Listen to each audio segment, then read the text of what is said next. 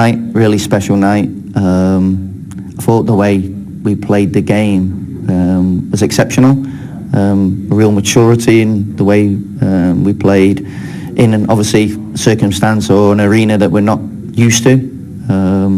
We knew we were going to be up against strong opposition. They were well organised and make it very difficult for us, and I thought we stood up to the physical contest extremely well, and then we were able to play our football. We had a little bit of luck at both ends, or you could say, VAR doing its job, and obviously a bit of fortune with the goal that we scored, but over the 90 minutes I thought that was just about right. You've done all your planning in the week, but when I asked you earlier on in the week whether you'd thought about what you were going to say to the lads beforehand, what did you say in the end? How did you send them out in front of a sellout Anfield tonight? It was funny really, because obviously we had the delay before the game, which is 15 minutes. It sort of froze you a little bit, and so again, young lads are sitting around and you think, what do they do? And but I thought we started ever so well, and the message really was we've done obviously a lot of preparation and planning. The message was quite simple before the game: is make sure we go and play like Liverpool team. Make sure we're together. Make sure we fight together, be together, play together. And I thought we did that all night. You had so many players in there that were part of this Youth Cup winning team last year. I mean, we forget how young they are, and they go out and compete with senior professionals that have probably been playing for 15, 20 years, some of them. Yeah, well, I think we had 4 or 5 who were still eligible to play in the youth team tonight, They could still play in under 18, so I think the average age would be around 19, 20. It was a really young team, but they didn't play like kids tonight. They played like men, I thought. It's a great credit to all the work that goes on in the academy.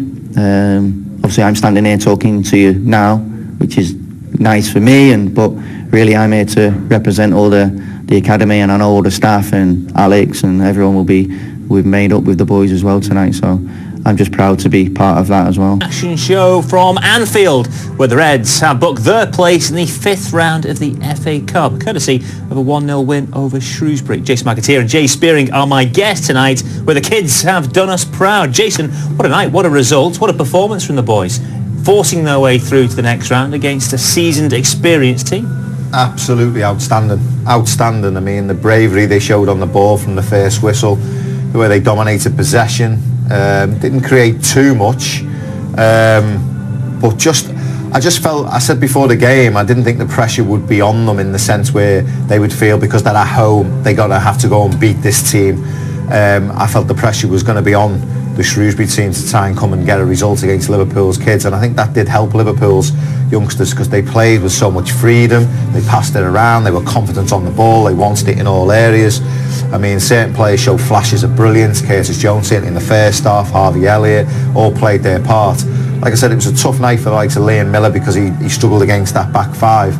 But I would have to question Sam Ricketts' tactics. I thought it was a game where his team could have come from the first whistle and showed their physicality and posed themselves a little bit higher up the pitch and just took the game to Liverpool's kids really and say, listen, we're here to win the game. They didn't do that, they sat back, and in that instance Liverpool took full advantage of it, got themselves in the game and totally controlled it, dominated possession, created, like I said, not many chances, and it was an own goal, but I think Liverpool over the course of 90 minutes thoroughly deserved the victory. Yeah, it was a game of a few chances, Jay, across the piece for either side really, but in terms of use of the ball, possession of the ball, I think it's fair to say Liverpool had the better of it and probably did deserve it in the end across the whole 90 minutes. I felt so overall, I think it took probably about, I think we said about 35 minutes for really Shrewsbury to have any passage of play or keep the ball. The young lads dominated the game from the start. I think the pressure showed that Shrewsbury couldn't handle it. The young boys really expressed themselves, enjoyed the football, played some nice stuff. You played 1-2s around the Shrewsbury lads and caused, as you say, not like clinical chances, but it was all in Shrewsbury's half and they just couldn't seem to get out. And I think it took probably maybe an hour for really Shrewsbury to then put any pressure on the Liverpool goal. They had a 10-15 minute period where they started to get stuck in and put themselves about, but then again after that I think Liverpool got on top and really deserved to win the game. We were speaking pre-match and you said you wanted players to show some responsibility, some leadership, some of the senior guys, if you can call them that, guys like Curtis Jones to kind of be a senior figure in that group, and we saw that tonight. There was a good few moments where he was cajoling, encouraging players. There was a moment where I think Adam Lewis put the ball out of play, and instead of jumping on him, he went and gave him encouragement, and that was really nice to see tonight. No, it was good. I think him. I think Nico Williams at right back, I thought he was outstanding tonight. He had a few chances as well, and I think Giravella in the middle, I thought he got his foot stuck in and showed, like Shrewsbury here, listen, we're not here to mess about. We're here to make a statement, and we're here to enjoy our night, and you're not going to take it away from us. And every single one, I think, is a team performance. It was an outstanding from start to end. Yeah, perhaps not a night for picking out individuals, but if I was going to mention one player, I think Nico Williams has been one that's really emerged over the course of these matches, and he's put his hand up this season and said, you know what, I've got a chance here, and he showed that again tonight. He took a few knocks as well in the first half. There was a few heavy challenges went on him, and he just got up, just brushed himself down, and he just got on with it. He put a fantastic ball in for the own goal. He seen Elliott's run, he tried to pick him out, great diag, little floater, and he asked questions of the centre half who basically fluffed his lines and scored a great own goal for us, because it did actually look like it was going to go to extra time, didn't it? Because we just weren't clinical in that final third.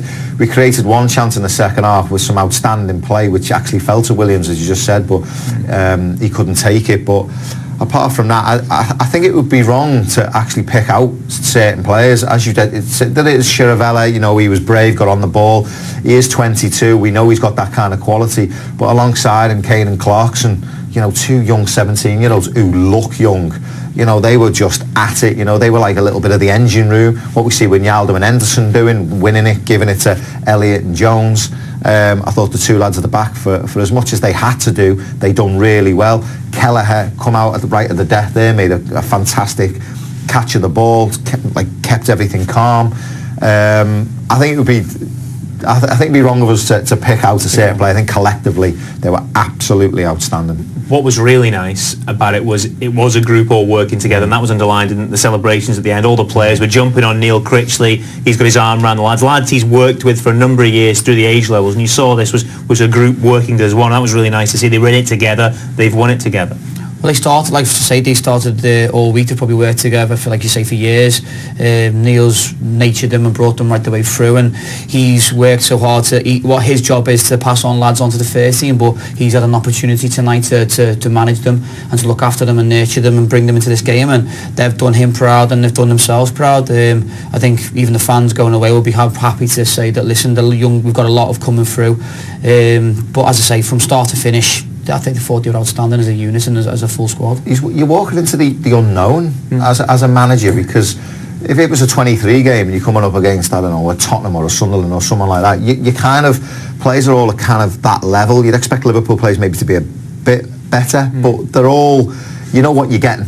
But when you play against Aston Villa's first team, the worry is that you're going to get absolutely turned over. Now, I know the scoreline suggested that, but it wasn't that kind of game. But still, 4-0, it hurts. And tonight, he's walking into an unknown territory because he doesn't quite know what Shrewsbury are going to offer. I think he would be quietly surprised with the start of the game, because kind of they just, you actually called it, they just sat back, flat back five, they sat deep. You said when we were watching it, showed too much respect. Yeah. Do you think he will walk away from this and think, you know what, maybe we should have been braver, maybe the word for it? Sam Ricketts. Yeah. Absolutely. I think he's got it wrong completely. He's got it wrong completely. Yeah, I think so. Got it wrong tonight. Why play a back five and sit deep? Where's Liverpool's threats going to come from? Only if you let them play.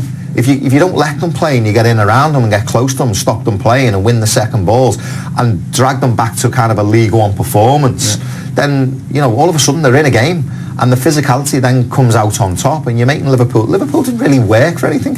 They work to find space, but that's what they do week in, week out. I bet you if you ask some of them Liverpool players, I think some of them will say, I found it actually quite easy, because it was at times. They never really posed any questions, and you've got to ask yourself why. And I think because they got tactically, Sam Ricketts got it wrong tonight. He should have been braver. Ultimately, it's the Reds who progress, and we shouldn't ignore the fact that this was an FA Cup tie. There was a place in the next round up for grabs, and the boys have got it. They've earned a game away against Chelsea at Stamford Bridge, and I guess there'll be a few there wanting to put their hands up and say, Gaffer, whichever Gaffer it is, I want to be involved. Yeah, they say now that they've got themselves into the heart, they've got Chelsea away. They deserve to go, and as you say, in my opinion, they deserve to go and have another crack at it. You know what I mean? They've got enough. They've done themselves proud tonight. They've done everybody proud, and I think as a whole, just it's from the start, I just felt like Sam got it completely wrong. The 10-15 minute period that Shrewsbury had was all about putting the ball in behind the back four and maybe turning it into a bit of a fight, and it worked for them. But then again, like you said, given the Liverpool young lads time to play, they should know that they're able to do, and they could work themselves out of it and get themselves out of sticky situations. There's a bit of an element of maybe they turned up tonight. Congratulations. I probably fell asleep, didn't you, last night dreaming of this outcome. How does it feel? Oh, it's an amazing feeling, you know. The boys, the coaches, the staff that have trained all week have been absolutely unbelievable. It's a proud moment for me to be the youngest captain to captain the Reds, and I'm happy that we topped it off with a win for our great fans. Let's talk about that personally first of all, because whatever happens next in your career, to be that record holder as Liverpool's youngest ever captain must feel a bit special. Special, wow, I think that's an understatement. It's a dream come true. I think, as you can see, Trent's dream himself is to captain the team. My dream is to captain the team, and the rest of the players in the team is to captain the team, because it's an unbelievable club. It's got an unbelievable history, it's got unbelievable fans, and it's just an amazing feeling just being out there and playing, but to captain the team is just that extra bit special. Talk to us about the first half, because it was pretty relentless, wasn't it? You dominated the ball, all of the possession was yours really. What was the plan then at half time? I think just to stay the same way, really. I think, as you could see in the game, that they knew that we were good enough to pick them off if they went and pressed, and at the same time, if they dropped off, then we were able to create something as well. So I think the second half was, we just kept the same plan, and it worked, and it was a lucky goal, but we deserve it, definitely. You had to be brave as well, didn't you? Sometimes bravery can be misconcepted in the sense of tearing into tackles, but you had to take a few tackles yourself.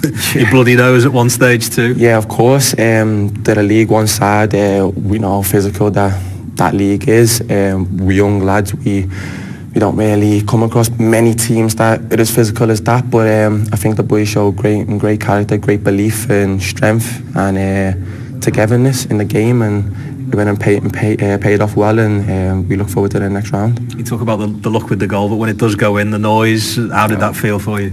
Wow, it's unbelievable. I've been fortunate enough to be on the pitch when the first team has scored. I've been fortunate enough to be on the bench as a fan, and you know how loud it gets, and as I said, it was an amazing feeling to captain the boys, but I think the most important is that we came away with a win, and is to have our break now and look forward to the next round against Chelsea. Because you protect that long unbeaten run, you also protect the long winning run here, and of course now Chelsea in the next stage, you'll want more of this feeling, won't you? Yeah, of course. Then as you were saying, that we kept the run going, which is an amazing feeling. I think a few of the boys that are on their break now would have been hoping and praying that we kept it going, and we did. But as you said, I've got Chelsea next, and I think a lot of the boys then have gave the manager a problem to pick a side, really. I think all the boys put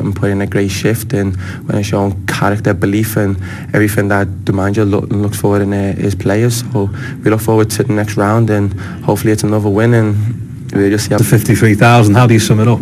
Just unbelievable. I can't even put into words. Like, my whole family was there, and it's just a dream come true for myself. You must have been desperate for a chance to get back involved. You've had so many highs of being involved with the first team, and then the lows of injury. When did you know you were involved?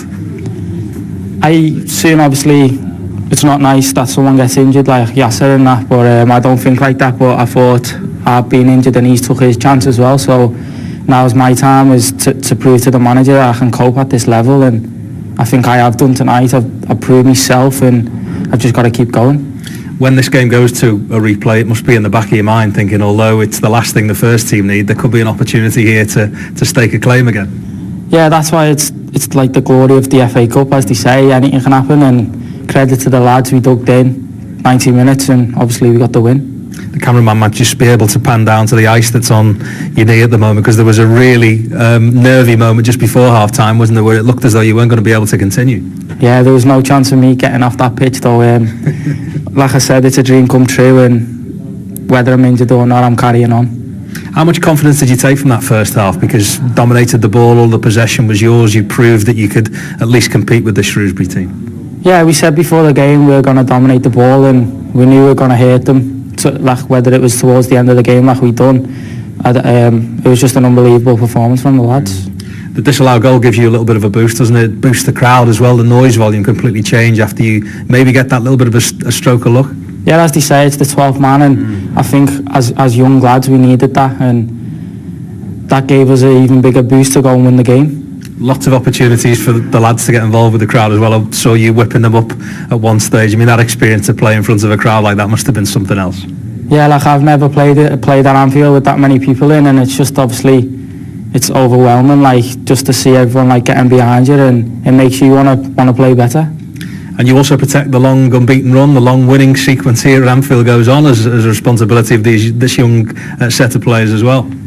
Yeah, that's just Anfield for you. I don't think anyone. It's hard place to come, and it's shown as the first team as they do it, and we